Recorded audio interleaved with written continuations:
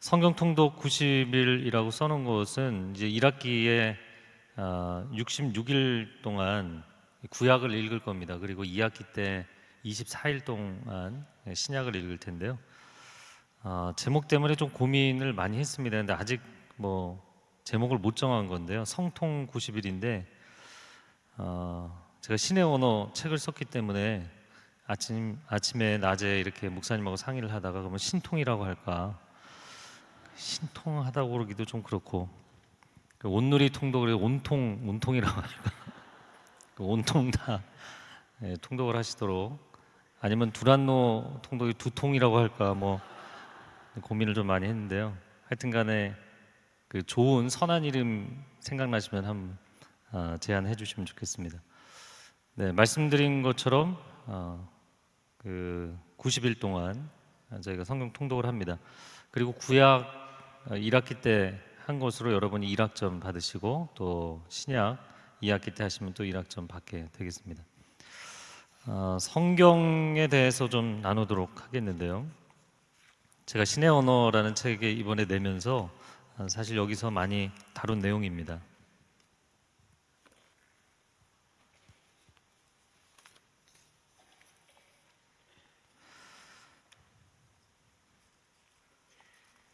우리가 성경을 읽는데 성경을 왜 읽는가? 그래도 내가 크리스찬인데 좀 성경을 열심히 읽어봐야 되지 않을까? 그런 선한 생각을 하는 것은 좋기는 하지만 성경을 도대체 왜 읽는가? 사실 성경을 부분적으로 읽기도 하고 전면적으로 다 읽기도 하지만, 안타까운 것이 성서를 읽을 때 성경에 대한 지식을 얻기 위해서 읽는 경우들이 너무나 많다는 거예요. 그래서 내가 교회 다니는데 성경이 어떤 얘기를 하는지는 알아야지. 그러다 보니까 이 성경에 대한 지식이 쌓이는 것, 물론 그것으로도 좋은 역사들이 많이 나타나기는 하지만, 그러나 단순히 어떤 성경의 지식이 사람을 변화시킨다라고 이야기할 수는 없거든요.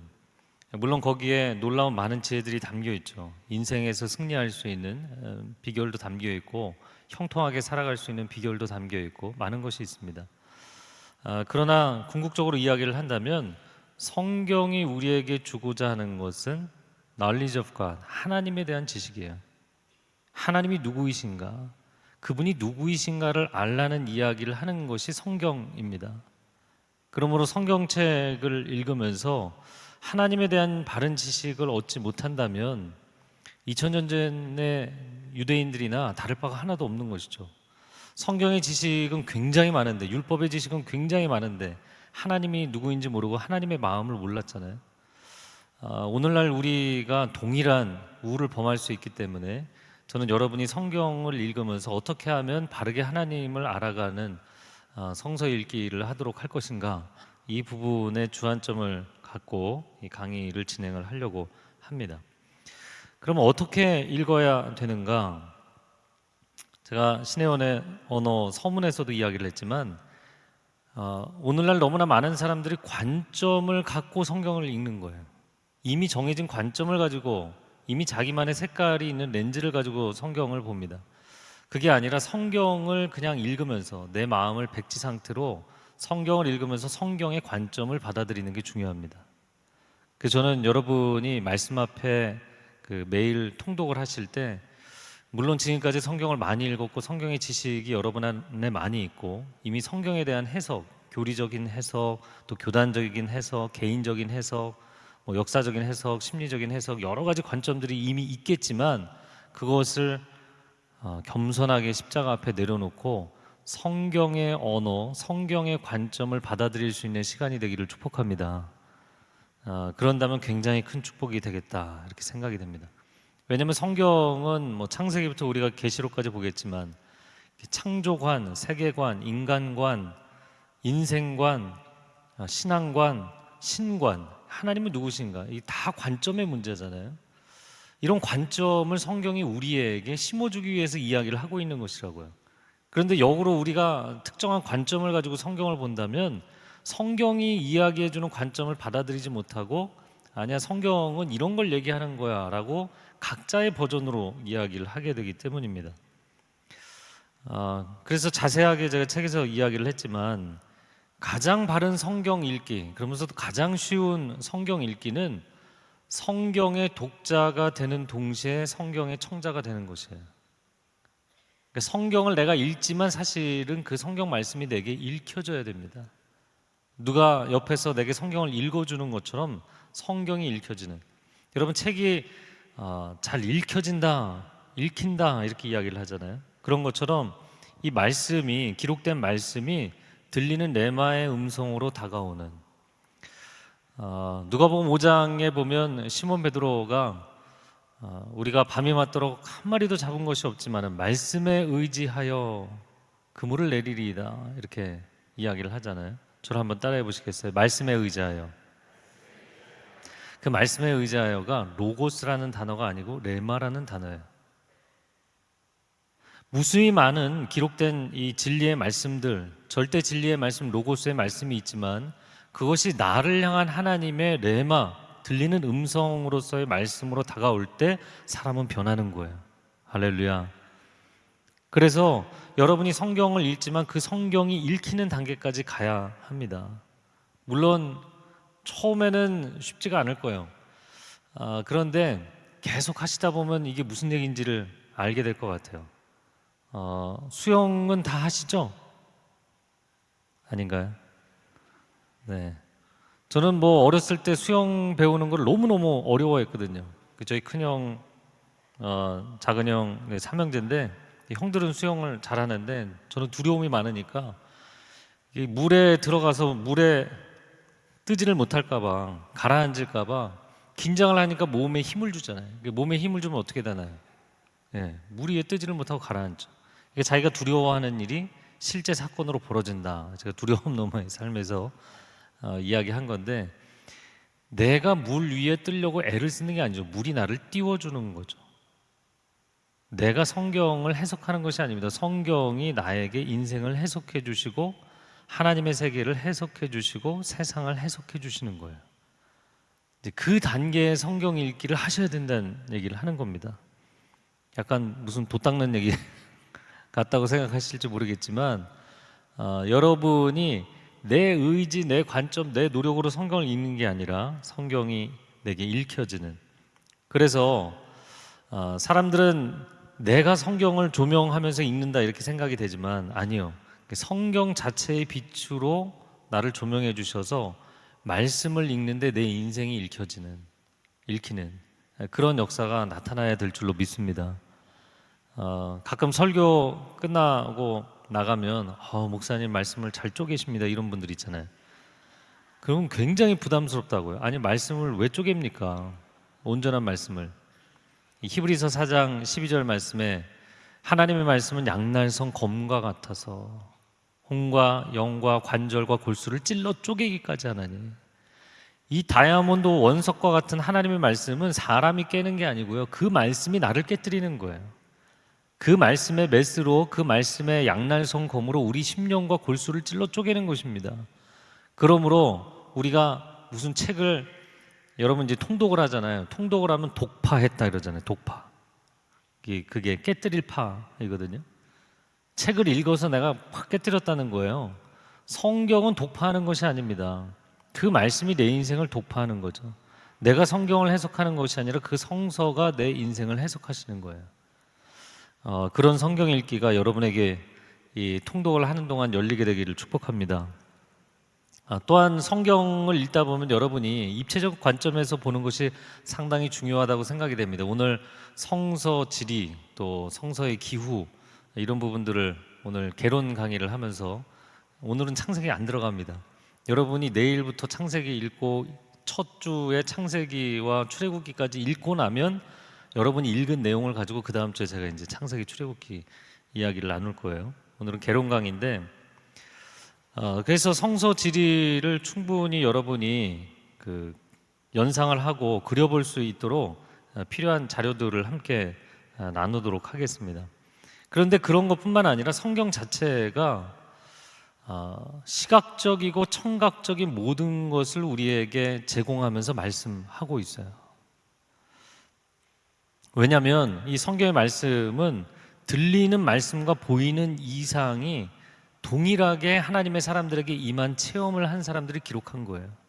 이게 단순히 글자를 받아 적으라고 해서 딕테이션, 받아쓰기를 한 게 아니고요. 하나님의 말씀이 들리는 그분의 음성으로, 또 보이는 이상으로, 그래서 이상, 환상이라고 번역된 단어들, 이게 비전이라는 단어입니다. 이것은 다 선지자들이 또 성서의 저자들이 하나님께 받은 것이에요.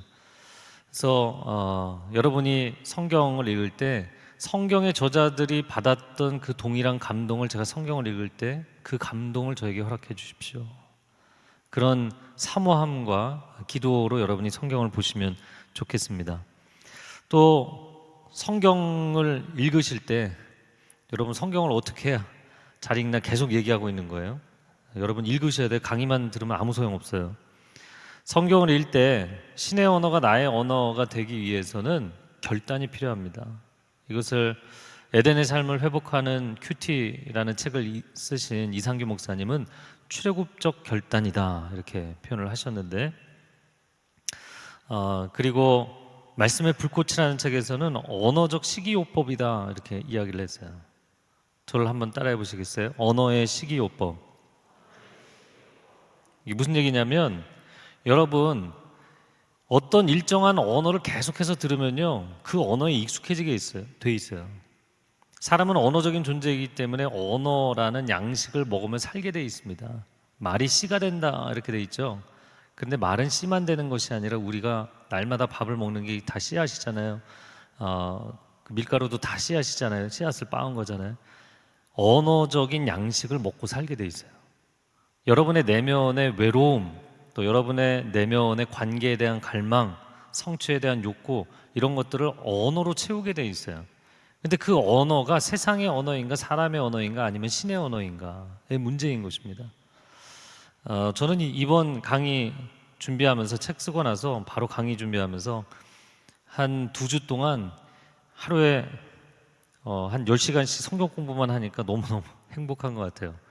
성경 공부하고 계속 통독하고 있는데, 성경을 계속 읽으니까 저도 사실은 축구 경기 이렇게 하이라이트 보는 것도 좋아하고 좋아하거든요. 또 뉴스도 종종 검색하고 하는데 뭐 검색할 시간이 거의 없이 그냥 성경만 하루 종일 본 것 같아요. 여러분, 이 성경 통독을 하는 동안은 시간을 여기에 집중하시고 우선순위를 내지 않으면 하기 굉장히 어려울 겁니다. 그리고 하루가 밀리면 그 다음 이틀치가 되면 이게 분량이 더블이 되기 때문에 그 다음에 부담스러워서 하실 수가 없어요. 물론 그러면 여러분에게 그냥 앞에 것은 잊어버리고 뒤에 것을 그냥 따라오시라고 권면은 하겠지만, 여러분이 나름대로 결단을 하실 필요가 있습니다. 그래서 여러분이 즐거워하는 미디어들을 좀 내려놓으시고, 내가 이 기간 동안은 성경 말씀을 내 내면에 채우는 것을 우선순위로 삼겠다 이렇게 생각하시면 좋겠습니다. 그래서 여러분 주변에 이 계시적 환경, 하나님의 말씀을 가장 가까이 할 수 있는 환경을 조성하세요. 그것을 위해서 여러분이 결단하셔야 될 것들은 결단하시면 좋겠습니다. 자, 성경은 무엇인가? 성경은 신의 언어입니다. 제가 오늘 캐나다에서 아는 청년에게 카톡을 받았어요. 신의 언어라는 제목이면 이거 하나님의 언어가 아니라 신의 언어라고 쓰신 거 보니까 넌크리스찬에게 줘도 됩니까? 그렇게 질문을 하더라고요.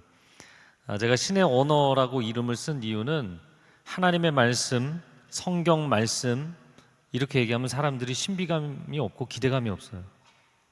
내가 이거를 이미 너무나 잘 안다고 생각하는 거예요.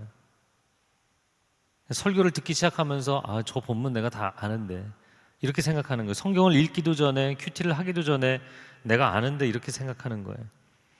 얼마나 안타까운지 모르겠습니다. 그러다 보니까 말씀의 세계를 앞에 펴놓고도 그 세계가 전혀 열리지 않는 그런 현상들이 나타나고 있습니다. 마치 매직아이를 보는 것처럼 이렇게 봐서는 무슨 그림인지 모르잖아요. 눈이 열려야 되는 것이죠. 성경이 어떠한 언어인가에 대해서 이 성경 자체가 그렇게 말씀합니다. 신명기에도 우리에게 이 언어가 하나님의 말씀이 너무나 멀리 있어서 저 하늘 위에 올라가서 그 말씀을 가지고 내려와야 되는 것이 아니다. 저 바다 끝에 가서 그 말씀을 가지고 와야 되는 것이 아니다. 저 음부에 내려가서 음부에서 가지고 올라와야 되는 것이 아니다. 이 말씀이 얼마나 가까우냐면 우리의 입술 가운데 있다, 이렇게 돼 있어요. 우리가 이 말씀을 우리의 언어로 말할 수 있고 읽을 수 있도록 하나님께서 인간의 언어로 신의 언어를 주신 것은 놀라운 축복인 줄로 믿습니다. 그런데 사람들이 무슨 이야기를 하나요? 제가 상당히 심혈을 기울여서 다룬 내용 중에 하나가 뭐냐면, 왜 천상의 탁월한 하나님의 언어, 완전한 언어를 불완전한 인간의 언어로 쓰셔서 사람들이 이거 봐라, 사복음서에 이런 불일치하는 본문이 있고 문법적인 오류가 있고 뭐 표현상의 오류가 있고 뭐 이런 얘기를 하잖아요. 그러면서 성경에 이런저런 문제점들을 지적하는데, 그러다 보니까 또 한편에 있는 사람들은 아니다, 이건 하나님의 말씀이고 완전한 하나님의 말씀이다. 그러다 보니까 사실은 오류가 있는 건 있거든요. 그러니까 그 오류도 오류가 아니라고 어거지 주장을 하는 쪽이 나오고, 또 한쪽에서는 이건 하나님 말씀이 아니다, 이거는 그렇게 놀라운 말씀이 아니다라고 이야기를 한단 말이죠. 근데 성경을 계속 이번에 읽고 인간의 언어로 쓰여진 신의 언어이지만 이것이 분명한 하나님의 말씀이라는 것에 대해서 변증한 챕터들이 있는데, 그 이야기를 하면서도 물론 자세한 내용들은 뭐 책을 보시면 나오겠지만, C.S. 루이스가 이런 얘기를 했어요. 거절당한 거룩한 책은 폐위된 왕과 같다. 성경 얘기입니다. 사람들이 오늘날 지성인들도 거부하고 젊은이들도 등을 돌리고 학교 공교육에서 가르치지 못하도록 금지시키고 그러고 있잖아요. 근데 제가 이렇게 보면서 이거는 마치 예수 그리스도께서 이 땅에 사람의 몸을 입고 오신 것과 너무나 똑같은 거예요. 말씀이신 분이 성육신으로 우리 가운데 오신 줄로 믿습니다. 그런데 그분이 왕의 미복 자명이잖아요. 미천한 복장을 입고 몰래 우리 가운데 자명을 하시니까, 당신이 무슨 왕이냐, 당신이 무슨 하나님의 아들이냐, 내가 하나님의 아들이라고, 하나님이 내 아버지라고 그렇게 얘기를 하셨는데도, 그렇게 놀라운 기적을 일으키고 죽은 사람을 살려내고 놀라운 하나님 나라에 대해서 말씀해 주셨는데도 사람들이 덮어놓고 죽였잖아요. 오늘날 신의 언어인 이 하나님의 말씀에 대해서도 신의 언어가 누추하고 미천한 인간의 언어를 입고 오니까 사람들이 뭐야, 오류투성이네, 이걸 내가 어떻게 믿어, 이렇게 이야기를 하면서 덮어두고 안 믿는 거예요. 덮어두고 안 읽는 거예요. 이게 무슨 책인지도 모르는 거예요. 얼마나 안타까운지. 그래서 신의 언어가 이 사람의 언어로 이렇게 쓰여져서 우리에게 주어졌다는 것은 세속화의 십자가를 기꺼이 지신 겁니다. 인간의 언어로 다가오지 않으면 우리와 대화할 수 없기 때문인 거죠. 우리를 살려내기 위해서는 우리가 알아들을 수 있는 언어로 말씀하셔야 되기 때문인 거예요. 마치 하나님의 아들이 우리에게 다가오신 것과 같은 것입니다. 그래서 2000년 전에 예수 그리스도께서 오신 것을 왕의 자명인 것을 알지 못하고 덮어놓고 죽인 사람들이나, 오늘날 성경이 무엇인지 알지 못하고 덮어놓고 두고 있는 우리들이나 다를 바가 없는 것이죠. 성경을 마주하고도 나는 하나님을 만난 적이 없다, 성경을 읽으면서도 나는 하나님의 음성을 들어본 적이 없다, 이거 자체가 정말 너무나 가슴을 치며 통곡을 할 노릇인 것입니다. 하나님은 너무나 하시고 싶은 말씀이 많으셔서 이 핵심적인 내용만 요약을 해도 이만큼인데, 할렐루야, 이렇게 말씀을 하시는데 난 하나님의 음성을 들어본 적이 없다고, 왜 다른 사람들한테만 얘기하고 나에겐 얘기하지 않으시는가. 그리고 예언 기도하고 대언 기도하는 사람들을 쫓아다녀야 되고, 그들은 또 잘못되게 사역하는 분들은 사람들을 영적으로 인격적으로 조종하려고 하고, 그런 악순환의 고리에 매달리면서 왜 우리는 하나님의 말씀 자체, 하나님의 임재로 우리에게 온 이 신의 언어 자체를 볼 눈이 없는가라는 것이죠. 이 세속화의 오류라는 리스크 테이킹, 위험 부담을 떠안으시면서도 우리에게 오신 이유는 우리를 살려내는, 우리를 구원하시고자 하는 그분의 강한 의지 때문이에요. 그래서 성경은 굉장히 많은 오류가 있을 것 같지만 실제로는 사실 많지가 않고요. 그리고 그것도 신의 언어에 문제점이 있어서 인간 언어의 한계 때문에 생기는 문제점들입니다. 그런데 그런 위험 부담을 안고 그런 모욕을 당하시면서도 하나님의 언어는 인간의 언어로 오신 거예요. 저와 여러분을 사랑하시기 때문에 내가 너를 사랑한다, 이 말씀을 하시기 위해서 인간의 언어를 입고 오신 거예요. 이 하나님의 말씀을 읽는 가운데 성부 하나님의 숨결을 느끼고 성자 그리스도의 정말 핏방울이 이 말씀 가운데 흐르는 것을 느끼고 성령의 기름 부으심을 체험하는 은혜가 있기를 축복합니다. 자, 유대인들이 성서를 굉장히 세밀한 부분까지 잘 알고 있었어요. 하지만 하나님의 마음을 몰랐던 거죠. 유대인들이 어떤 성경에 대한 어떤 문제점을 갖고 있었는가? 성경에 대해서 잘못 해석하는 건, 부활에 대해서 잘못 해석한다든지, 그 예수님이 너희가 하나님의 능력도 모르고 성경도 모르기 때문에 오해하였도다, 이렇게 말씀하시잖아요. 그러니까 성경에 대한 오해의 관점을 책망하셨지 성경 자체가 문제가 있다고 예수님 한 번도 얘기하신 적이 없어요. 그러므로 우리가 성경을 읽기 전에 이 성경에 대한 우리의 마음의 고백, 마음의 태도부터 다시 한번 점검할 필요가 있다, 이렇게 생각이 됩니다. 자, 저를 한번 따라해보세요. 성경은 계시의 책입니다. 네, 성경은 사람의 지식이나 사람의 경험으로 알 수 없는 것을 하나님이 알려주시는 책이에요. 그게 계시입니다. 신의 계시. 그런데 그 계시 중에서 가장 중요한 정점의 계시는 하나님이 누구이신가를 드러내는 신의 자기 계시입니다. 그 신의 자기 계시가 담겨 있는 것이 성경이에요. 그래서 선지자가 고향에서는 환영을 받지 못한다, 이렇게 돼 있잖아요. 예수님께서 자기 고향에 가셨을 때 사람들에게 그 회당에서 환영받지를 못하셨었는데, 우리가 어떻게 보면 세상 사람들보다, 성경을 모르는 세상 사람들보다 성경을 이미 안다고 생각하는 우리들이 성경을 환영하지 않을 수 있다는 거예요. 여러분의 마음의 태도를 한번 점검을 해보는 시간이 있었으면 좋겠습니다. 그래서 이 신의 초대장을 기쁨으로 받아들이고 이제 내일부터 성경을 읽으실 건데, 성경 진도는 그날 좀 분량이 다릅니다. 그것은 내용의 연관성에 따라서 어떤 날은 한 6장 읽기도 하고 어떤 날은 25장 읽기도 하고. 네. 네, 벌써 그 충격을 받으시면 안 되는데. 근데 그렇게 차이점은 있지만, 그러나 성경을 읽으시면서 하나님이 나에게 초대장을 보내시는구나. 저를 한번 따라해 보시겠어요? 성경은 하나님의 초대장입니다. 자, 여러분이 문자로 초대를 받았든 아니면 실제로 인비테이션 카드, 초대장을 카드로 받았든, 여러분이 그 초대장을 받고 갈까 말까 고민을 할 수는 있지만 분명한 전제되어 있는 한 가지 사실이 뭔가요? 초대라는 것은 나를 초청한 사람이 내가 오기를 기대하는 것뿐만 아니라 전제되어 있는 분명한 한 가지 사실이 있는데, 내가 그 자리에 그 시간에 가면 나를 초청한 그 사람도 거기 있다는 거예요.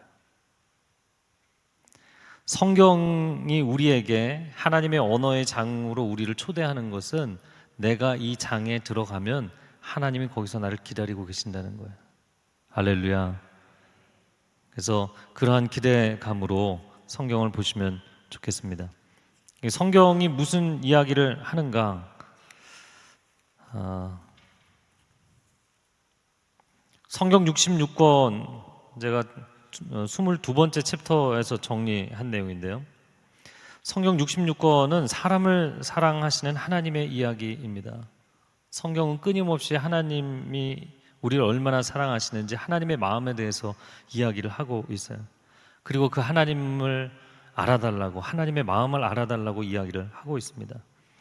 그래서 구약과 신약을 나눠서 이야기를 한다면 구약은 knowing God, 신약은 knowing Jesus.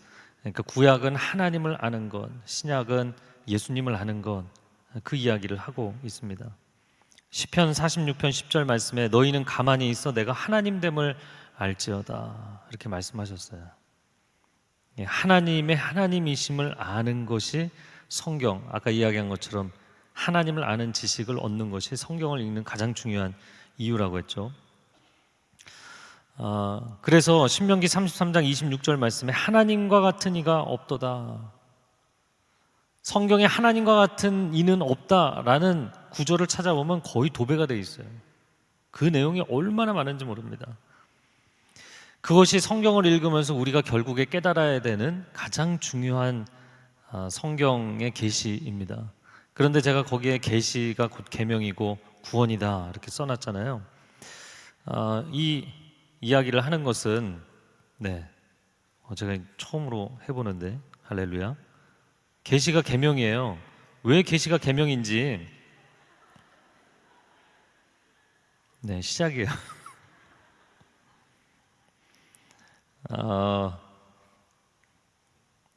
하나님 한 분밖에 없다는 것이 성경이 이야기하는 가장 중요한 계시이고 성경에서 가장 중요한 계명은 뭐라고요? 제가 지난주에도 한번 나눴었죠. 가장 중요한 계명은 하나님 한 분이기 때문에 하나님 한 분만 사랑하라는 거예요. 신명기 6장에 이스라엘아 들으라 너희 하나님 여호와는 오직 한 분이신, 개역 개정에서는 유일하신 하나님이시니 너희의 온 마음과 온 뜻과 온 정성을 다하여 하나님을 사랑하라. 아멘. 하나님 한 분이시기 때문에 하나님 한 분만 사랑해야 한다. 이것이 가장 중요한 계명입니다. 그리고 가장 중요한 금지의 명령, 금령은 나 외에 다른 신을 두어서는 안 된다. 나 외에 절대적으로 의지하거나 절대적으로 사랑하는 대상이 있어서는 안 된다라고 말씀하시는 거예요. 그것이 가장 중요한 금령, 금지의 명령입니다. 십계명의 제1계명. 자, 그리고 그 계시가 계명일 뿐만 아니라 그 계시의 계명이 바로 구원이에요.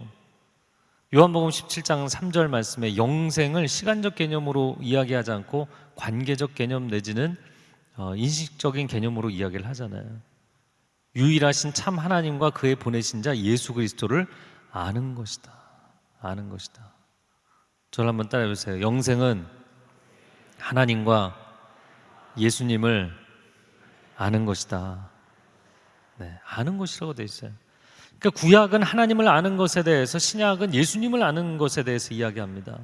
구약은 하나님과 같은 이는 없다고 이야기하고 신약은 예수님과 같은 구원자는 없다고 이야기합니다. 예수 외에 다른 구원, 다른 진리는 없다고 이야기를 합니다.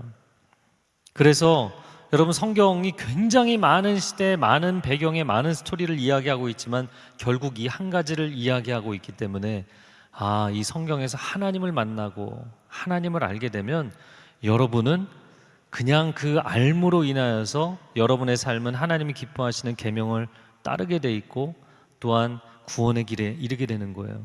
구원은 내가 무슨 교리적으로 어떤 공식을 외워서 구원을 받는 것이 아닙니다. 하나님이 내 아버지이심을 알게 되면 아버지 집에 돌아가게 되는 줄로 믿습니다. 천국은 아버지 집이에요.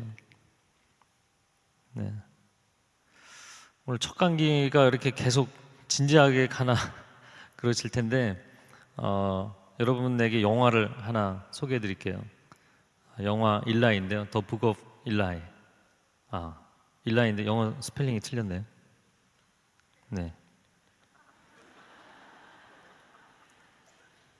일라이는 나의 하나님이란 뜻이죠. 이게 성경을 이야기한 겁니다. 덴젤 워싱턴이 주연을 했던 영화, 이 영화 보신 분? 안 보신 분들은 다 가서 보시기 바랍니다. 점검하지는 않습니다. 그럼 볼만한 가치가 있는 영화예요. 이 얘기가 뭐냐면 주인공이 성경이 다 세상에서 처리되고 없어진, 이 성경은 위험한 서적이기 때문에, 불온 서적이기 때문에 성경을 다 없애버린 거예요. 인류의 문명이 다 무너지고 나서 이렇게 처참한 상황이 된 것은 성경 때문이다. 뭐 그 앞에 이야기가 무슨 이야기인지는 모르겠지만 그 성경을 사람들이 다 없앤 거예요. 그런데 이 사람이 어디선가 성경 한 권을 찾아서 그 성경 한 권을 건져내서 안전한 곳으로 그 성경을 운반하기까지의 여정에 대한 이야기입니다. 그런데 중간에서 만나는 사람들이 뭐 이 사람을 괴롭히려고 하지만 하여튼 그것들을 다 해치고 나가요. 근데 한 마을에서 성경의 힘이, 파워가 얼마나 강한지를 아는 그 이전 세대 한 사람이 그 마을의 보스로 나오는데, 게리 올드만이 그 성경을 빼앗으려고 하죠. 저것만 있으면 내가 세상을 지배할 수 있다.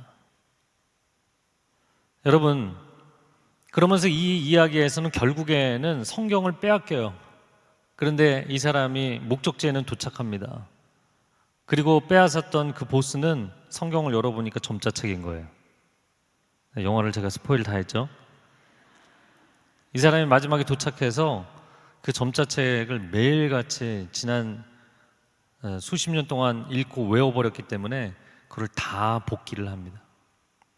성경 한 권을 써내죠. 이 책에서, 이 영화에서 이야기하는 건 뭐냐면 성경은 세상에서 가장 강력한 파워를 가진 책이라는 거예요. 온 인류를 구원할 수도 있고 온 인류를 파멸시킬 수도 있는, 이걸 어떤 관점으로 보느냐에 따라서 전혀 다른, 신의 위치, 신의 언어, 신의 권세, 그것을 자기 멋대로 차용해서 얼마나 많은 역사의 오류들을 낳았습니까? 그러니까 이 성경을 어떻게 보고 어떻게 해석하느냐 굉장히 중요하죠. 그리고 하나님의 마음, 하나님의 진심을 바르게 해석을 한다면 온 인류를 구원할 수 있는 놀라운 능력의 책인 것이죠. 저는 이 영화를 보면서 언젠가는 우리가 공공장소에서 지금 자신의 종교를 공개적으로 표현하면 안 되잖아요. 유럽 같은 경우는 법적으로 걸리잖아요. 이제 우리나라도 그런 흐름 가운데 들어갈 텐데 성경을 말하거나 성경을 소재한 것만으로도 박해를 당하는 때가 올 수 있겠다. 머지않아 올 수 있겠다. 왜냐하면 이것은 절대성을 주장하는 책이잖아요. 세상은 모두가 손에 손잡고 모두가 다 상대적이라고 이야기해야만 평화로운 세상이잖아요. 딱 신이 개입하는 순간 모두가 신 앞에 무릎을 꿇어야 되기 때문에 그게 싫은 거잖아요. 근데 그것을, 그런 존재가 있고 그런 존재의 개입이 이 땅에 있다는 것을 인정하는 책이거든요. 이거를 소재하는 것만으로도 박해를 당하는 날이 오겠다. 성경을 읽는 것만으로도 여러분의 생명을 걸어야 될 날이 올 수 있다는 것을 아셔야 돼요. 우리는 이 책을 읽을 수 있을 때 읽어두고, 먹을 수 있을 때 먹어두고, 외울 수 있을 때 외워두고, 여러분의 마음에 새길 수 있을 때 새겨둬야 된다고 생각합니다. 그래서 이 언어를 여러분 안에 넘치도록 채우시고 또 전할 수 있는 삶이 될 수 있기를 축복합니다. 구체적인 통독 방법, 제가 지난주도 말씀드렸지만 드라마 바이블 한국어 버전이 85시간으로 돼 있더라고요. 제가 처음에 92시간인 줄 알았는데 85시간이에요. 할렐루야. 그 90일 동안 나누면 하루에 1시간도 안 돼요. 이건 즐거워하지 않으시네요.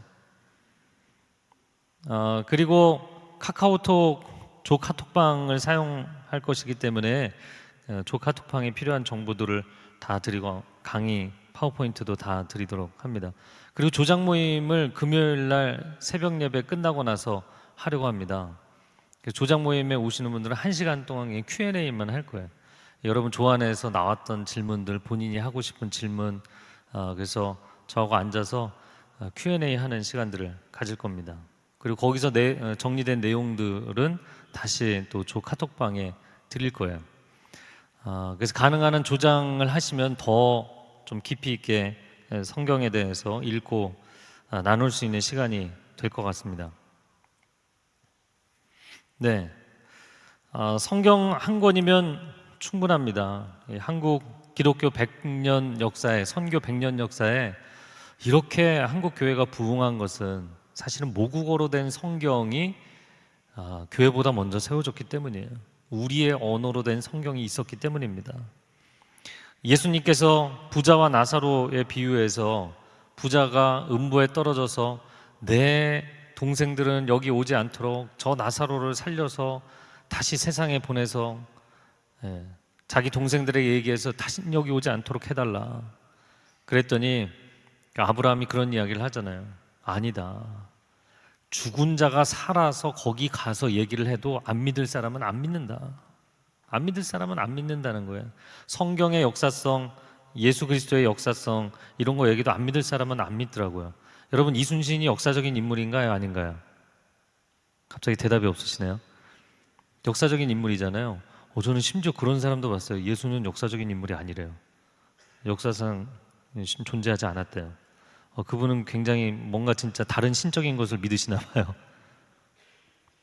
그럼 역사적인 것까지도 안 믿어버리면, 그러면서 아브라함이 그렇게 이야기하죠. 저들에게 모세와 선지자의 글이 있으니, 성경이 있으니 성경을 믿을지니라. 이렇게 돼 있어요. 천국과 지옥의 갈림길도 성경 한 권이면 충분하다는 겁니다. 그래서 처음에 말씀드린 것처럼 뭐 교재를 읽거나 뭐 강의를 듣는 그런 프로그램이 아니라 여러분이 성경을 읽으시도록 하기 위한 프로그램입니다. 네, 준비물 개역 개정 성경입니다. 저도 이번에 이거 읽으려고 노트가 잔뜩 있는 열린 노트 성경 이렇게 샀는데, 네, 제가 특정한 책을 지금 홍보하고 있네요. 근데 뭐 이 책 아니어도 여러분이 여백에 쓸 수 있는 책이면은 전 좋겠다고 생각이 됩니다. 왜냐하면 이 많은 분들에게 600명에게 자료를 전부 복사를 해서 나눠드리면 그게 환경 문제잖아요. 네, 그래서 저희가 전부 필요한 자료들은 카카오톡으로 나눠드릴 거기 때문에 유인물이 없습니다. 유인물이 없으니까 여러분 각자 쓰실 게 필요해요. 그래서 노트를 가져오셔도 되고 성경의 여백에 쓰실 수 있는 것을 가져오셔도 됩니다. 뭐 그렇게 질문하실 수도 있어요. 우리말 성경을 읽어도 되느냐? 읽으셔도 됩니다. 읽으셔도 됩니다. 근데 뭐 성경이라는 것이 번역은 완벽한 번역이라는 건 없어요. 저도 번역을 많이 했지만 완벽한 번역이라는 것은 없습니다. 그러니까 어느 버전이나 읽으셔도 돼요. 그러나 개역 성경에 대해서 그래도 한 번 더 소개를 해드린다면, 개역 성경은 세계에 뭐 수백 가지 이상이죠. 뭐 엄청나게 많은 종류의 언어의 성경들 중에서 가장 잘 번역된 성경 10위 안에 드는 성경이에요. 굉장히 잘 번역된 성경이에요. 신뢰하시고 읽으셔도 좋겠어요. 네. 그리고 이거는 필수가 아니라 추천입니다. 어떤 분은 왜 목사님 책을 독후감 과제로 내느냐, 본인 책을 그렇게 읽혀야 되겠냐, 그렇게 생각하시는 분도 있더라고요. 네. 저는 여러분이 뭐 이 책을 안 읽으셔도 괜찮고 성경을 읽으시도록 권면하는데, 아까 말씀드린 것처럼 네. 또 한 가지 추천을 드리고 싶은 것은, 제가 2주 동안 하루 10시간씩 성경 공부만 하면서 물론 다른 자료들도 굉장히 많이 봤어요. 그렇지만 가장 많이 참고한 것은 우리말 성경 앱 안에 두란노 비전 성경 사전이 함께 있거든요. 근데 지금 우리나라에 나와 있는 성경 사전이 여러 종류가 있지만 그 중에서 그래도 가장 업데이트되어 있고 가장 방대한 분량을 가지고 있고 가장 쉽게 찾을 수 있는 게 우리말 성경 앱이에요. 근데 유료입니다. 선택은 여러분이 하시기 바랍니다. 네, 성경의 배경에 들어가도록 하겠습니다. 성경의 배경, 아까 말씀드린 것처럼 기후나 지리를 말씀드린 것은 입체적으로 성경을 보시기 위함이에요. 입체적으로 봐야만 여러분이 성경이 2D가 아니라 3D로, 4D로 보일 수가 있기 때문이죠. 실제로 여기서 성지를 가보신 분, 이스라엘 갔다 오신 분 한번 손들어 보시겠어요? 오, 꽤 많으시네요. 네, 이분들은 그냥 혼자 성경 보셔도 되는데. 갈릴리 해변에 가보면 해변에서 예수님이 말씀을 나누셨잖아요. 근데 사람들이 발 디딜 틈이 없을 정도로 모였다. 누가복음 5장에 보면 그렇게 되어 있는데, 희한하게요, 이게 호수인데 바다라고도 표현을 하잖아요. 굉장히 큽니다. 굉장히 큰 바다 같은 호수예요. 그리고 해변가가 있어요, 실제로. 그렇기 때문에 충분히 거기서 사람들이, 굉장히 많은 사람들이 운집해서 말씀을 들었겠다, 이런 것들이 상상이 가능하죠. 또 거라사 광인 이야기가 나오는데, 이 거라사 지역은 요단강 동편입니다.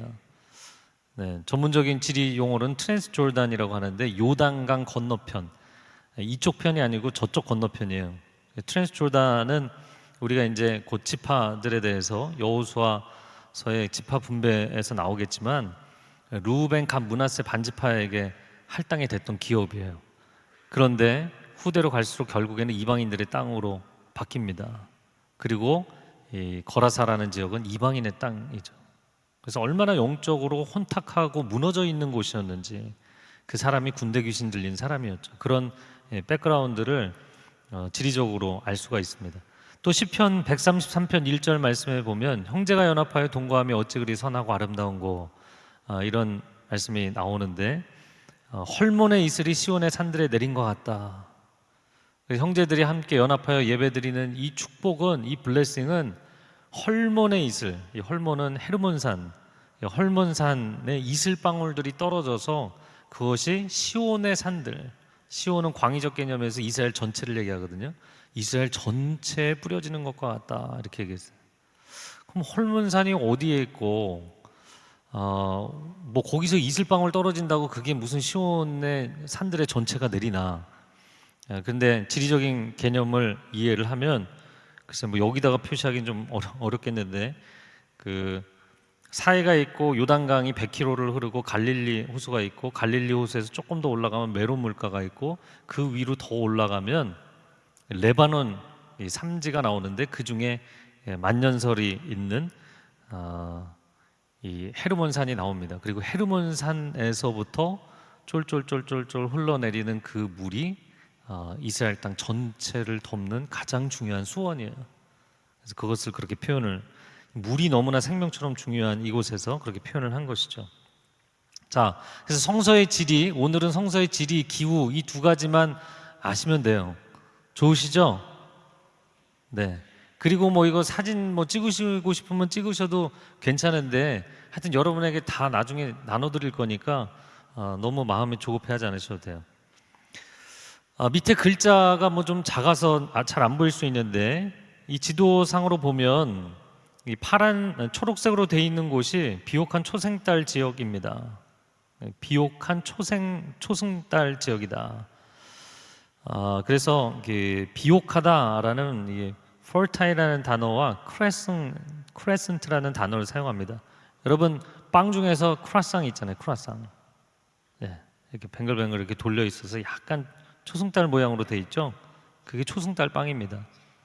그래서 이 티그리스 유프라테스 강이 흐르는 메소포타미아 지역, 그리고 그 아래로 내려오면 지중해 옆으로 해서 요단강 지역, 그리고 다시 꺾어서 애굽으로 내려가는 이쪽 나일강 지역, 티그리스 유프라테스 강과 그리고 요단강과 나일강을 쭉 연결하는 물줄기를 연결하면 여기가 비옥한 초생달 지역이에요.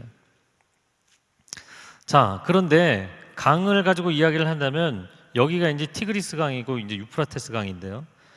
두 개의 강 사이 지역을 메소포타미아라고 이야기를 합니다. 뭐라고 한다고요? 네. 왜 메소포타미아냐면, 메소라는 것은 중간이라는 뜻이에요. 포타미아는 강이라는 뜻입니다. 포타무스, 강이라는 뜻이에요. 음악을 할 때 포르테 그러면은 강하게잖아요. 메조 포르테 하면 중간 강하게이죠. 메소예요. 이게 중간입니다.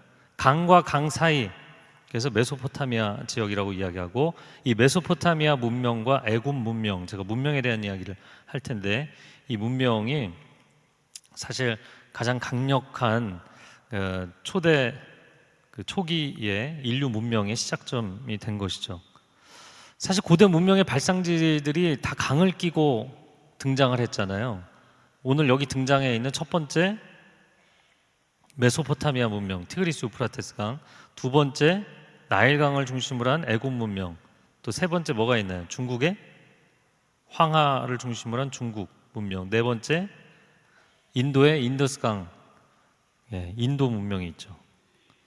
그런데 역사적인 시기를 따지면 어디가 가장 먼저 인류의 문명지로 떠올랐는지 아세요? 중국이나 인도가 아닙니다. 이 메소포타미아와 애굽이 거의 같은 시즌이에요. 같은 시기예요. 여기가 인류 문명의 발상지라는 것은 일반 세계사에서도 이야기하는 것입니다. 고대의 문명이 일어나고 제국들이 일어났던 가장 강력한 지역이 바로 이 두 곳이죠. 쌍벽을 이루게 됩니다. 그리고 우리가 아는 이스라엘, 하나님의 백성들이 일어난 땅은 바로 거대 문명의 틈바구니에서 나온 거예요. 그래서 하나님은 무를 의지하는 것이 아니라 하나님만을 의지하는 새로운 역사를 만들기를 원하신 거예요. 이 세상의 강력한 문화와 물질과 문명을 사용하는 것이 아니라 하나님을 경외하는 사람을 통해서 하나님의 역사를 만들고 싶어 하셨어요. 그러니까 어디 그 거대한 고대의 제국을 하나님이 사로잡으셔서 그 제국을 발판으로 해서 하나님의 역사를 만드신 게 아니에요. 그냥 사람 하나 불러내서. 누구죠? 창세기 12장에 아브라함을 불러내셔서, 그 아브라함이 바로 이 갈대아 지역, 이 갈대아 우르라는 곳에 살던 사람이죠. 이 사람을 하란으로, 하란에서 다시 가나안으로 불러내신 거잖아요. 그렇게 불러내셔서 그 아브라함이라는 사람을 통해서 새로운 역사를 만들어 가십니다. 그 제국의 역사에 대해서 제가 조금 여기 더 설명을 드리면, 그 이스라엘 사람들이 가장 먼저 영향을 받은 것은 사실 물론 갈대아 우르로 생각을 하면 첫 번째는 이 메소포타미아 문명이라고 얘기할 수 있겠지만, 그래도 가장 강력하게 제국적인 영향을 받은 것은 첫 번째가 이집트였죠. 이집트였고, 그리고 나서 바로 이 메소포타미아였고, 그 다음에 사실은 그 북이스라엘과 남유다가 나중에 이제 왕국 분열로 인해서 어려움을 겪게 되는데, 그 왕국 분열 시기에 북이스라엘이 멸망하게 된 것은 이 아수르 때문이죠. 아수르는 티그리스 강을 끼고 있었던 거고, 남쪽에 있는 바벨론은 유프라테스 강을 끼고 있었던 겁니다. 네, 그 지도상으로 보여드리는 거예요. 그리고 페르시아가 일어났죠. 페르시아는 사실은 티그리스 유프라테스 강이 완전히 페르시아만으로 빠져나가는 그 지점에 이곳에 수상궁이라고 돼 있죠. 수도가 수사인데, 그 수상궁을 중심으로 해서 전 세계를 제패했던 제국이죠. 이 페르시아가 있고요.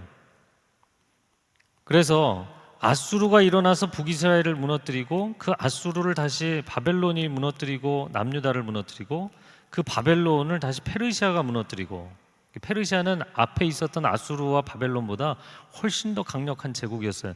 그런데 그 페르시아를 누가 무너뜨렸나요?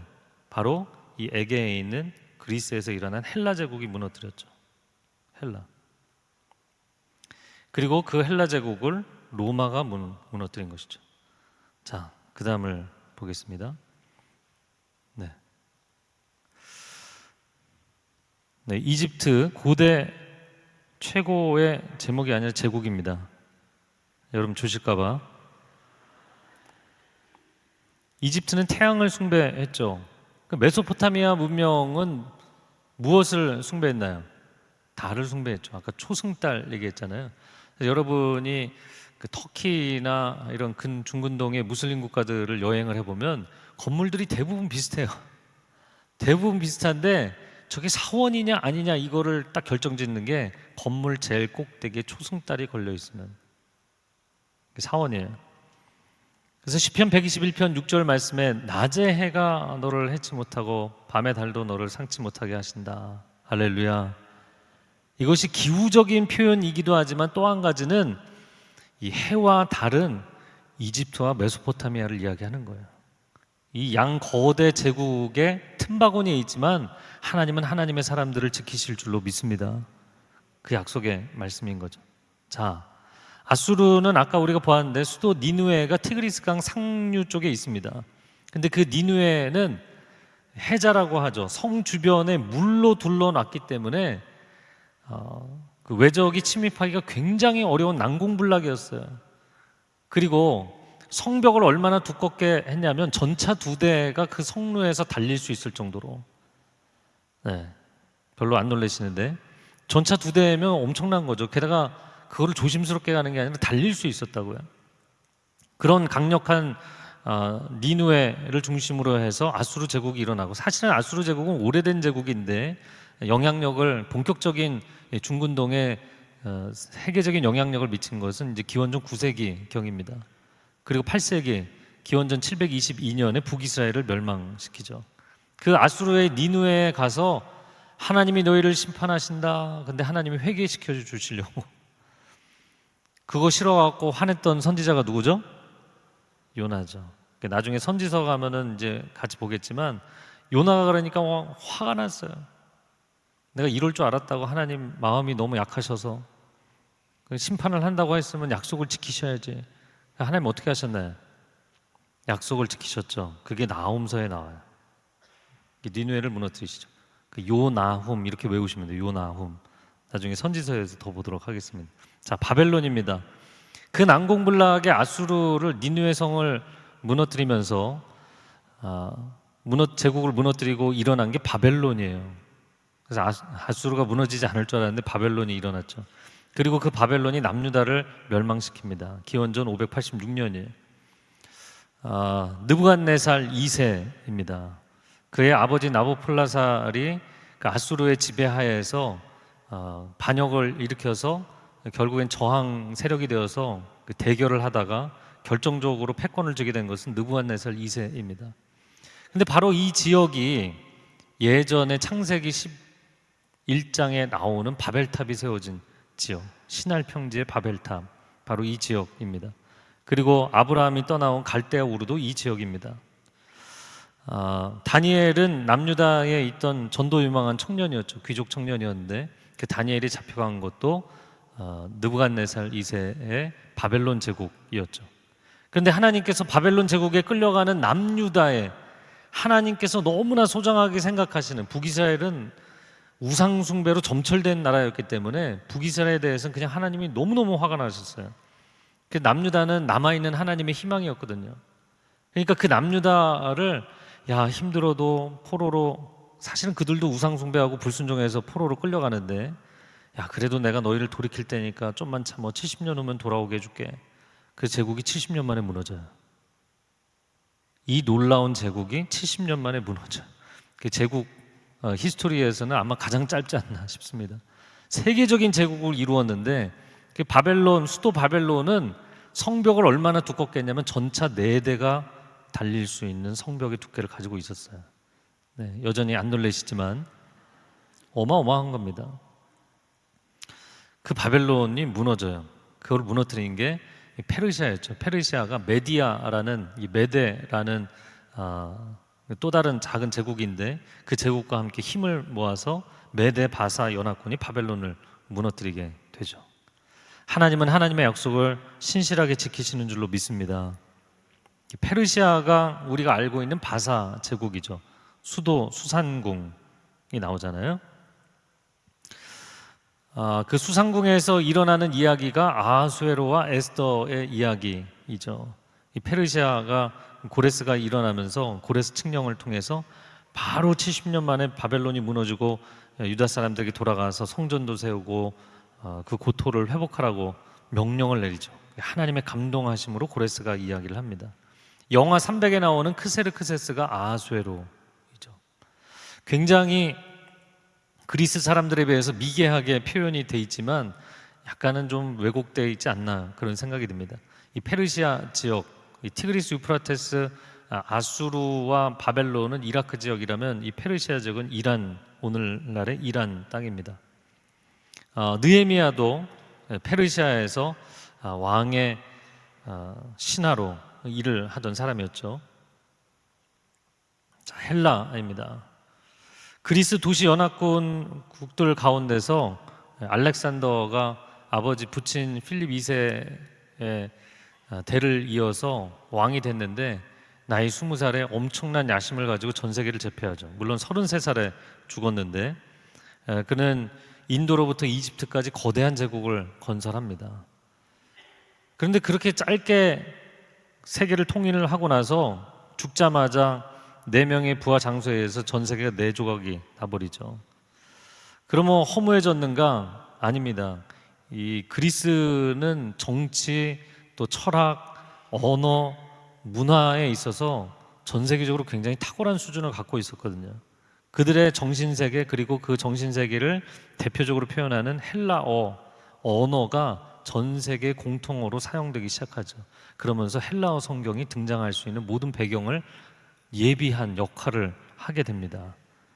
어떻게 보면 알렉산더는 세계를 제패한 것이 자기 역할이 아니라 성경이 세계적으로 보급될 수 있는 복음로를 열어놓은 사람이라고 볼 수 있겠어요. 로마 제국이 일어나서 먼저 그 이탈리아 반도를 통일하고 헬라 제국에 저항을 하다가 기원전 1세기에 전 세계적인 이제 패권을 잡게 되죠. 근데 로마는 우리가 잘 아는 것처럼 아주 잘 정비되어 있는 도로망과 이 법 질서, 아주 행정적으로 시스테마틱하게 잘 되어 있는, 아주 체계가 잘 되어 있는, 그러니까 헬라의 정신 문화 세계와 이 로마의 탁월한 시스템이 만나니까 인류 문명에 있어서 가장 시스템적으로나 아니면 언어적 소통, 문화적으로나 탁월한 시대가 온 거예요. 바로 그때 예수님이 오셨어요. 그러니까 왜 예수님이 2000년 전 그 시점에 오셔야 했느냐? 그 이전엔 진정한 의미의 세계화라는 게 없었던 거예요. 그런데 헬라 문명과 로마 제국의 법과 네트워킹을 통하여서 진정한 세계화가 딱 처음 시작됐을 때 하나님의 아들이 오셨어요. 물론 오늘날도 세계화의 시대이죠. 인류 문명에 있어서 진정한 의미의 세계화가 시작된 때입니다. 하나님이 이 시점을 얼마나 기다리신 것인가요? 그러나 이들은 황제를 숭배했기 때문에 기독교인들을 굉장히 강하게 박해를 했죠. 거꾸로 갔네요. 사도행전을 보면 하나님께서 베드로를 불러서 고넬료에게 복음을 전하게 하시는데, 이 고넬료가 로마의 백부장이었죠. 결국에 베드로 사도와 바울 사도를 죽게 만든 것은 네로 황제였고요. 우리가 계시록을 보면 666이다 이렇게 마귀의 숫자라고 되어 있는데, 그 666이 네로 황제의 이름을 풀어서, 사람의 이름을 숫자로 풀어서 할 수 있거든요. 네로의 이름이죠. 자, 제국의 변천사를 보았습니다. 여러분 기억하시나요? 이집트, 그리고 아수르, 지금 여기 티그리스 강이 흐르는데 니느웨입니다. 니느웨, 아수르, 바벨론 제국, 바벨입니다. 우르도 같은 지역이고요. 그리고 나서 페르시아, 수상궁, 그리고 헬라 제국, 로마 제국이죠. 그리고 예수님이 오신 겁니다. 자, 이스라엘의 지리에 대해서는 경계선을 어디에 두느냐에 따라서 어떤 사람은 이스라엘 전체를 한반도의 10분의 1이다 이렇게 쓴 책도 있더라고요. 그래도 가장 신뢰할 만한 책에서 한반도의 9분의 2 크기라고 이야기를 했어요. 동서의 길이는 130에서 160km, 남북은 400km 이렇게 이야기를 했습니다. 전 충분히 이것이 합리적이라고 생각을 하는 이유는, 남북이 400km라는 게 합리적이라고 생각하는 것은 요단강 길이가 100km거든요. 근데 꾸불꾸불 이어진 것까지 하면 한 110km인데, 100km인데 그 아랫부분, 요단강 아랫부분이 이제 사해잖아요. 이게 사해, 그리고 그 사해 아래 네게부 지역까지 하면 100km, 100km, 100km, 위에 갈릴리까지 하면 100km, 한 400km 정도가 되는 거예요. 그렇게 계산을 해보시면 되겠어요. 주요 도시를 한번 보도록 하겠습니다. 보이시나요? 잘 안 보이시죠? 네, 목사님만 잘 보이시는 것 같네요. 이게 커지기도 하나요? 할렐루야. 저도 지금 처음 써봐서. 지금 이 지도가 밋밋하게 그려져 있지만 그 다음 부분에서는 그 단면도도 보여드릴 거예요. 그 단면도를 보시면 지리적인 건 조금 더 이해가 잘 될 거라고 생각이 되는데, 이 지도 다시 줄여서 여러분이 집에서 그려보시면 좋겠어요. 저는 성경을 읽으면서 지리적인 게 나오면 옆에다가 지도를 그려보거든요. 그러니까 지금 이건 옆으로 되어 있지만 사실은 그냥 요 정도만 그리시면 돼요. 요 정도. 그럼 요 정도만 그리시면 여기에 이제 갈릴리 호수, 요단강, 사해 여기까지만 그리시면 돼요. 네. 이게 백지인가요? 맞나요? 네. 우리나라 그려보면 어떻게 되나요? 우리나라 지도.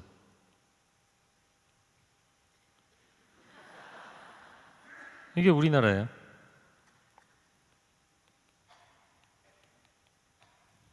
쉽죠? 그 지도를 여러분 자꾸 그려보시면 좋을 것 같아요. 세계 지도도 그려볼까요? 유럽, 아프리카. 너무 비웃으시는데.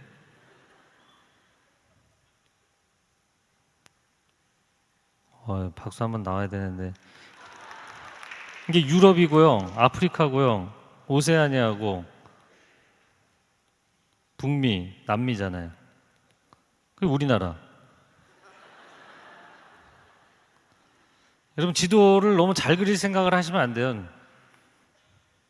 그냥 이렇게 그려보시면 그려보고 성경의 지리가 나올 때마다 성경을 이미 많이 읽으신 분들은 성경 내용 파악하는 것도 중요하지만 입체적으로 보는 게 중요하기 때문에 여러분 성경 여백에도 그려보시고 자꾸 하시면 도움이 많이 됩니다. 자, 주요 도시를 그냥 밑에서부터 좀 한 가지씩 짚어보겠습니다. 그냥 밑에 부분부터 좀 확대를 해보겠는데요.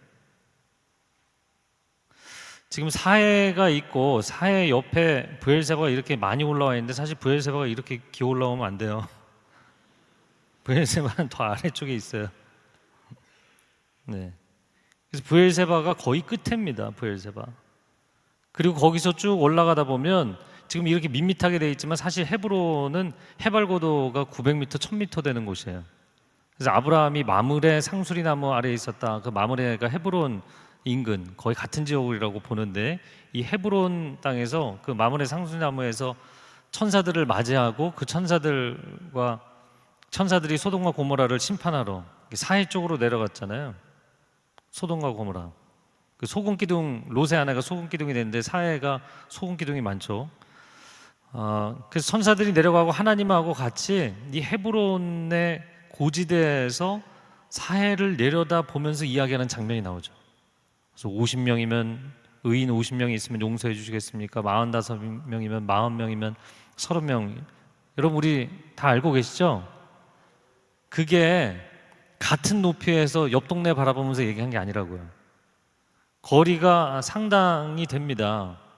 예. 적어도 10여 킬로 이상 되는데도 잘 내려다 보이는 것은 이 헤브론은 900m고 사해는 마이너스 400m거든요. 해발고도. 세계에서 가장 해발고도가 낮은 곳, 이게 사해죠. 그러니까 1300m의 차이인 거예요. 그 높은 곳에서 아래를 내려다보면서 날씨가 비가 잘 안 오고 먹구름이 잘 안 끼기 때문에 맑은 날에 굉장히 잘 보입니다. 그 헤브론은 바로 남부 유대 산악지대에 있는 중요한 도시죠. 그 헤브론에서 베들레헴으로 올라가면 베들레헴은 예루살렘의 위성 도시예요. 이 뒷부분에 제가 도시들 하나씩 다시 설명하겠는데 이 베들레헴과 예루살렘 거리는 7km밖에 안 돼요. 그래서 조금 더 가까이 붙어 있어야 되는데 얘들은 또 떨어져 있네요. 지금은 베들레헴이 예루살렘의 위성 도시인데 예루살렘이라는 도시가 확장되면서 붙어버렸어요. 네. 우리가 뭐 일산, 분당 이게 도시가 커지면 붙어버리잖아요. 그런 거예요. 여리고입니다. 여리고는 마이너스 200m예요. 예루살렘은 800m고. 그래서 예루살렘에서 일 보고 여리고로 내려가던 사람이 강도들을 만나서 거반 죽게 되었다. 네. 그 개역 개정에서는 거의 죽게 되었다. 이렇게 거반을 거의로 바꿨더라고요. 거의 죽게 되었다. 그게 예루살렘에서 여리고로 내려가는 그 1000m가 그냥 내려가는 길이 아니라 돌산이에요. 그리고 강도들이 굉장히 많이 출몰합니다. 예전만 그랬는가 오늘날도 그렇습니다.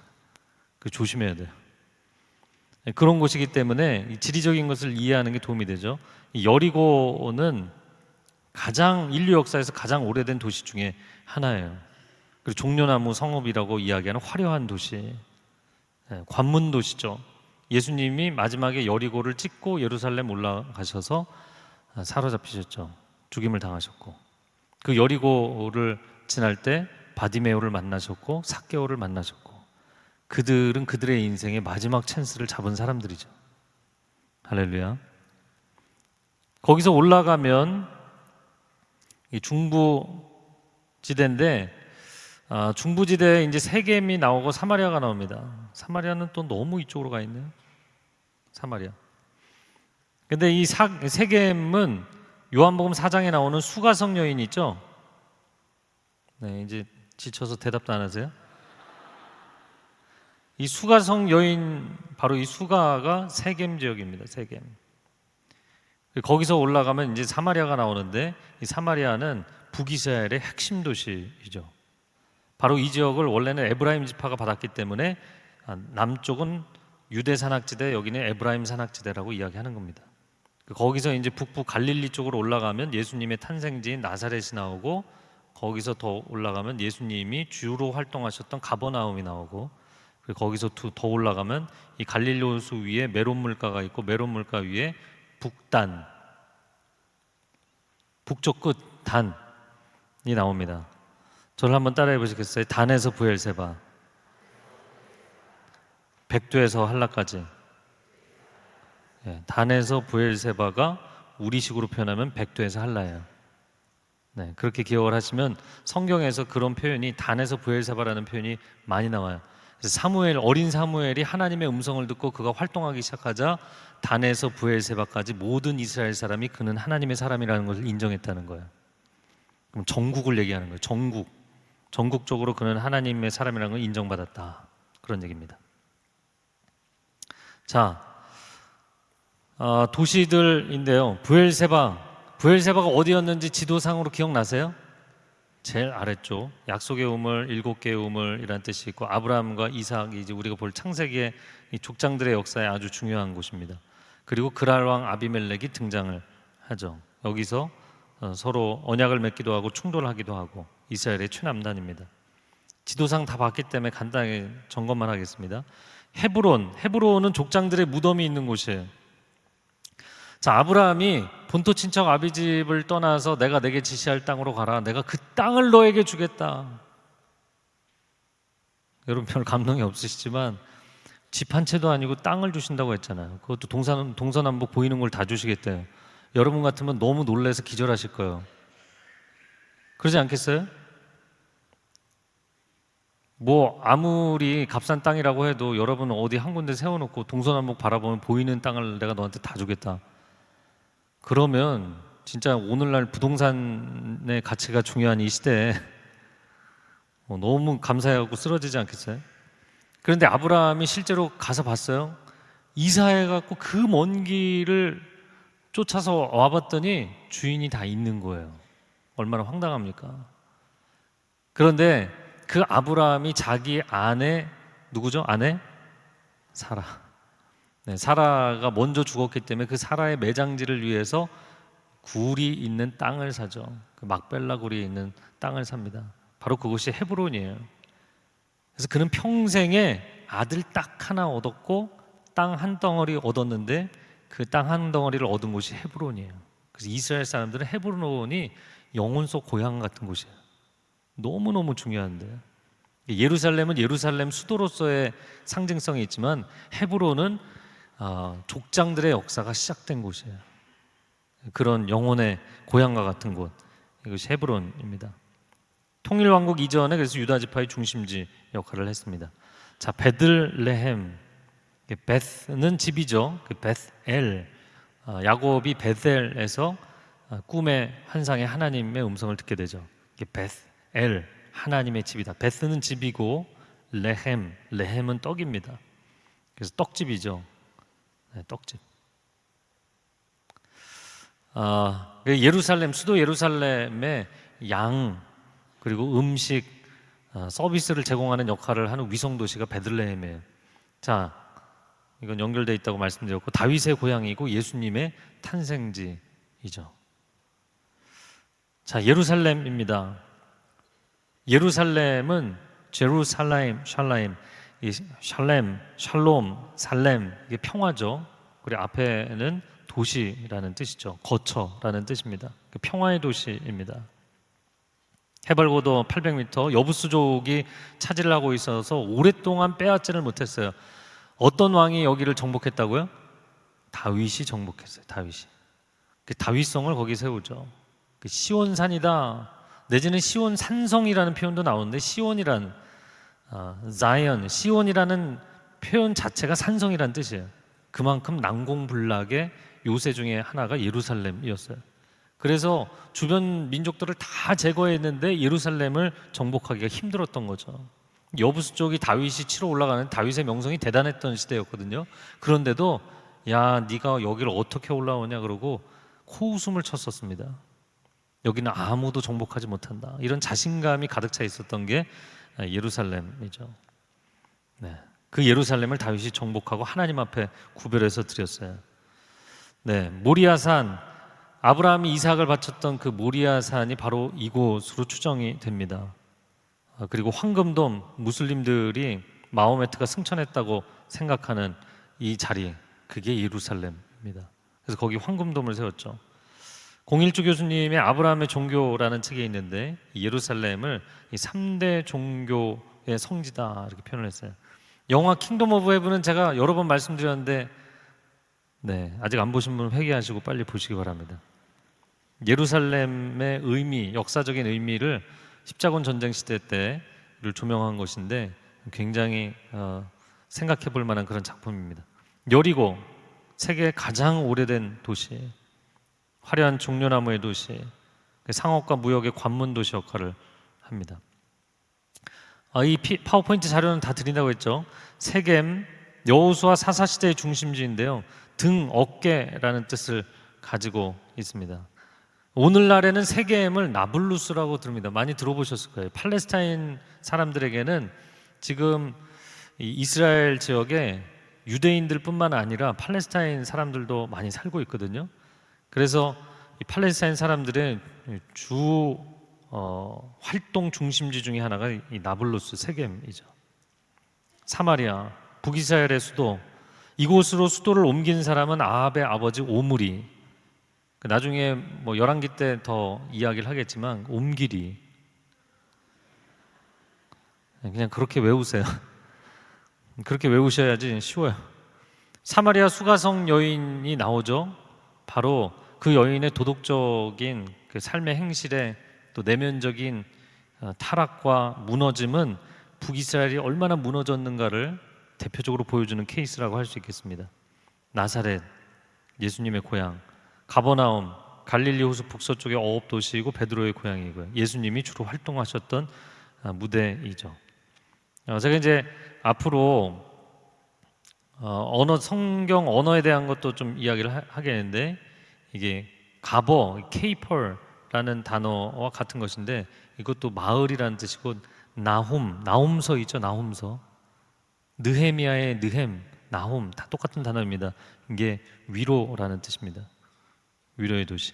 단, 북쪽 단지파가 사사시대 때 차지한 곳이에요. 원래는 여기가 아니었죠.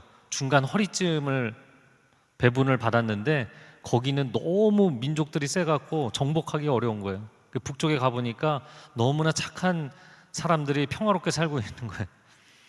그래서 북쪽으로 갔어요. 북단입니다. 북단. 자, 주변 민족을 한번 보도록 하겠는데요. 지도가 보이시나요? 안 보이기를 원하시는 건 아니죠? 주변 민족들이 굉장히 많이 등장하는데 여러분이 위치가 어딘지를 모르면 느낌이 잘 오지 않게 돼 있어요. 그래서 좀 말씀을 드리겠습니다. 자, 뭐 이집트를 모르실 리는 없고 이집트에서 나중에 이제 출애굽 경로에 대한 이야기를 할 텐데 시나이 반도의 시내산을 지나서 이 북쪽으로 올라오다가 결국엔 여기서 불순종하는 바람에 가데스 바네에서 불순종해서 광야를 40년을 돌게 되죠. 자, 그런데 모세가 이집트에서 사람을 죽이고 나서 도주해서 갔던 곳이 어느 광야인가요? 미디안 광야죠. 미디안 광야는 아라비아 반도에 있는 곳입니다. 미디안 족속. 자, 근데 그 위쪽으로 올라가 보면 제가 밑에서부터 올라가는 겁니다. 에서의 후손들인 에돔이 여기 있습니다. 이게 사해 남쪽 아라바라는 지역인데 에시온게벨, 즉 시나이 반도가 이 수에즈만이 있고 아카바만이 있는데 두 개의 만을 끼고 있잖아요. 그런데 이 아카바만의 끝에 도시 에시온게벨이죠. 솔로몬이 여기서 배를 짓고 무역을 했던 곳이죠. 그 북쪽으로 올라가면 사해 나오기 전에 에돔이 있습니다. 에돔. 굉장히 척박한 땅을 차지했던 사람들이죠. 이 에돔 위에 바로 사해 오른쪽이 모압입니다. 그리고 사해 끝나는 지점에서 암몬이 등장을 하죠. 이 모압과 암몬은 사실 친인척 관계였어요. 이스라엘하고.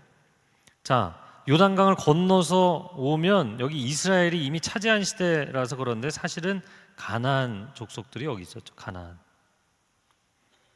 때로는 아모리 족속이라고도 표현하고, 그리고 해변가에는 누가 있어요?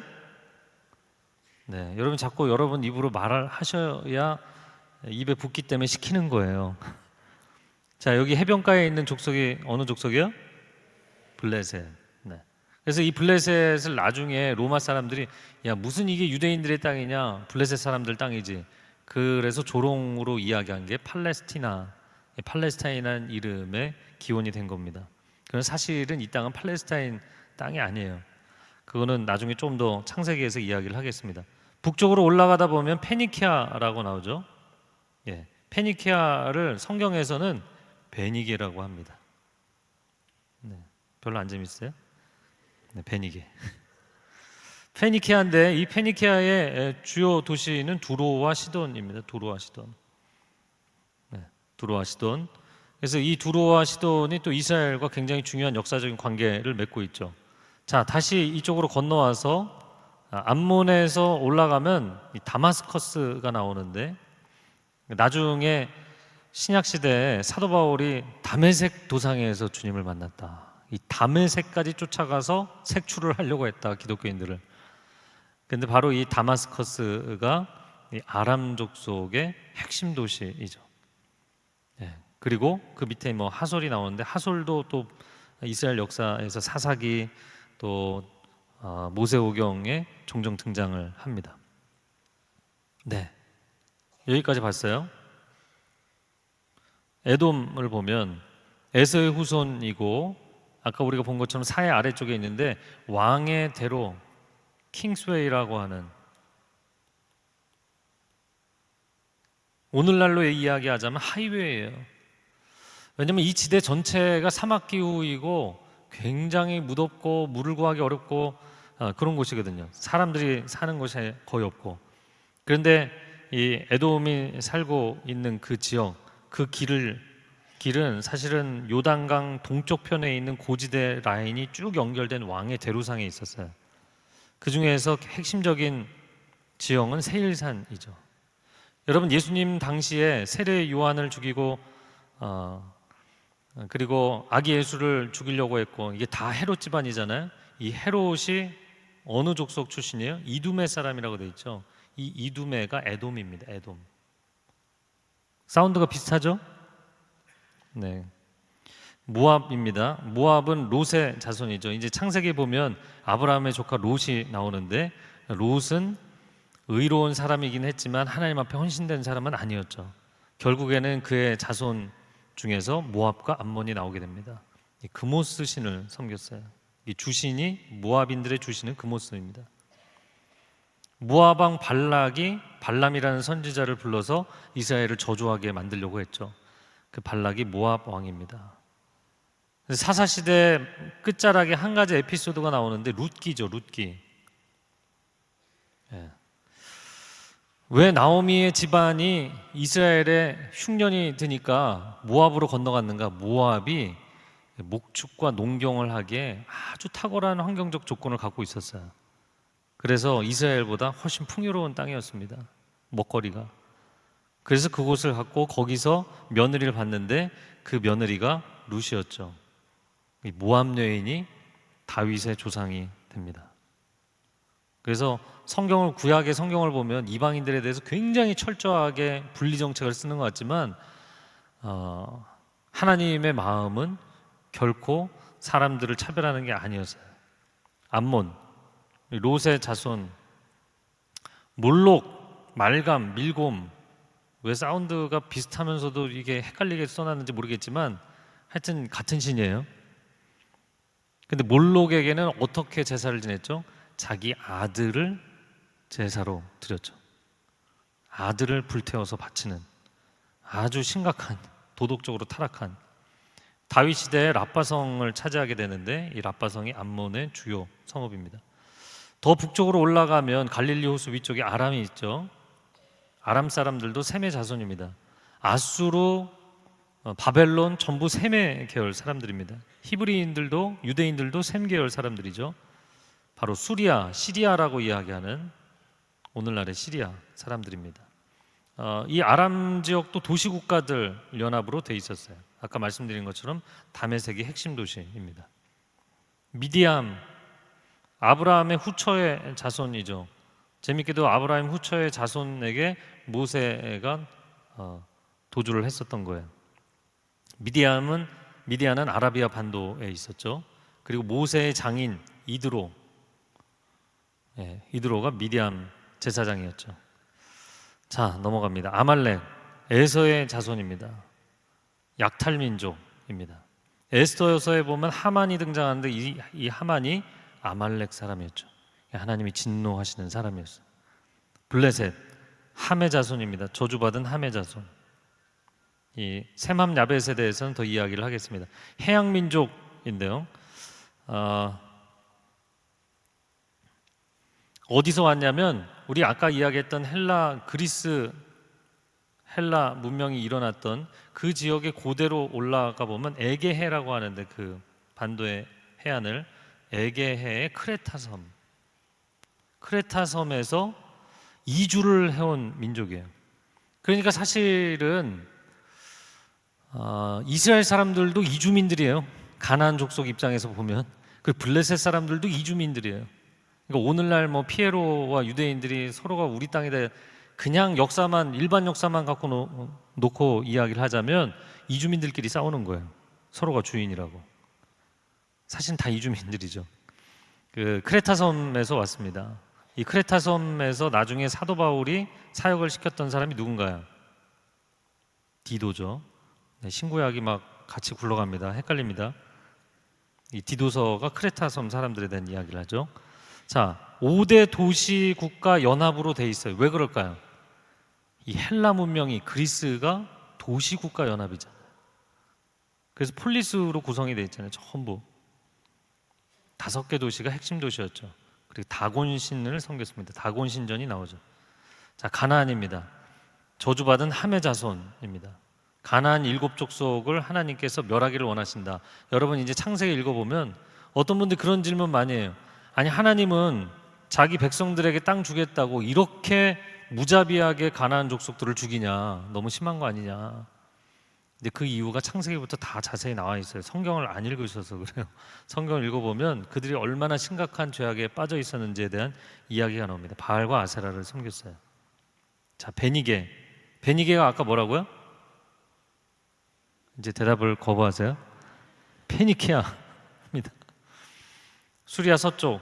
자주색을 제가 왜 써놨냐면 제가 좋아하는 색깔이라서 자주색 쓴 것뿐만 아니라 베니게의 뜻이 자주색이라는 뜻이에요. 그 왜 자주색인 줄 아세요?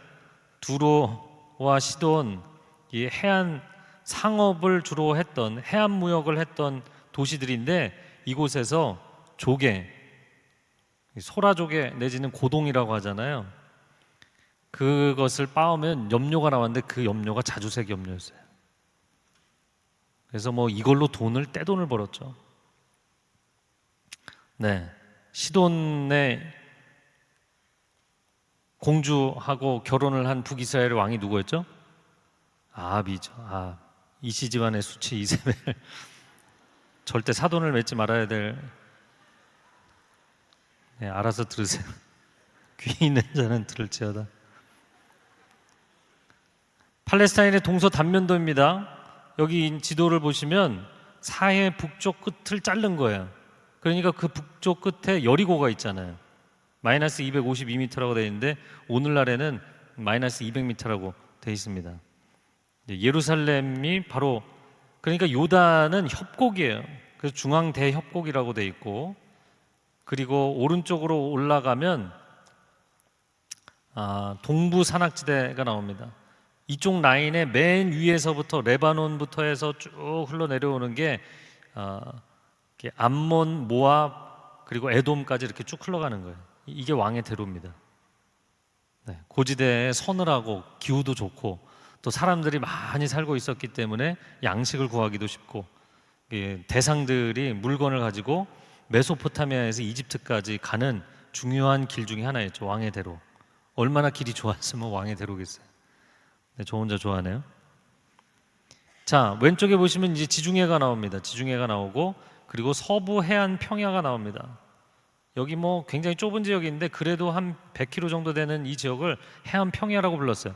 이 쉐펠라라고 부르는데 히브리 말로는 쉐펠라라는 지역에 구릉, 낮은 구릉 같은 곳에 여기서 농사를 많이 졌던 것이죠. 그리고 요단 그 대협곡에서 계속 올라가면 여리고에서 예루살렘까지 올라간다 그랬죠. 밑쪽에 헤브론은 더 높아갖고 헤브론은 900m라고 했고요. 이 서부 산악지대입니다. 그림이 이해가 되시나요? 우리나라가 이제 강원도 쪽으로 가면 쭉 해갖고 산맥이 있고 산맥에서 태백산맥에서 아래로 떨어지면서 해안이 나오잖아요. 그냥 이렇게 밋밋한 게 아니잖아요. 그러니까 강릉 가려고 하면은 저희가 영동고속도로 타고 할렐루야 산맥들 터널들을 막 한참을 지나가든지 돌아가든지 해야 되잖아요. 그런 지형이라고 생각하시면 돼요. 우리가 너무 밋밋하게 생각하면 강릉까지 그냥 길이 터 있으니까 평지로 쭉 같은 높이로 가는 것 같지만 그게 절대 아니잖아요. 여기도 마찬가지죠. 만약에 이 지중해에서 이쪽으로 갈 때도, 아니면 요단강에서 지중해 대해 쪽으로 갈 때도 바로 이 지역을 지나야 되는 겁니다. 자, 수역이 나오는데요. 네, 수역까지만 하고 끝내야 되겠네요. 시간이 생각보다 빨리 가죠? 할렐루야.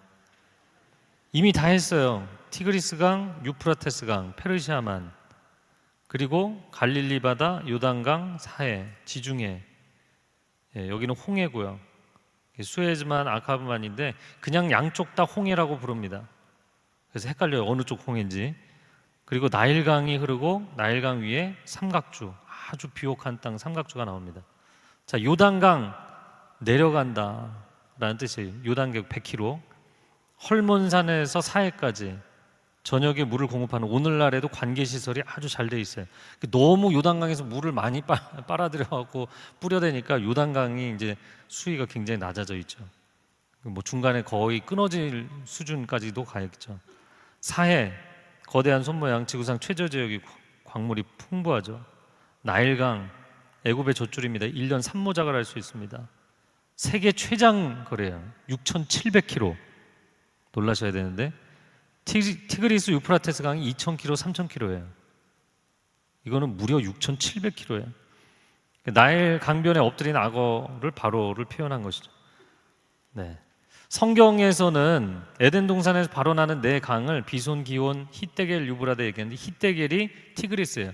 성경 어디에도 티그리스라는 표현이 없어요. 히데겔이라는 표현밖에 없어요. 여러 번 나와요. 네, 히데겔이 티그리스에 대한 이야기입니다.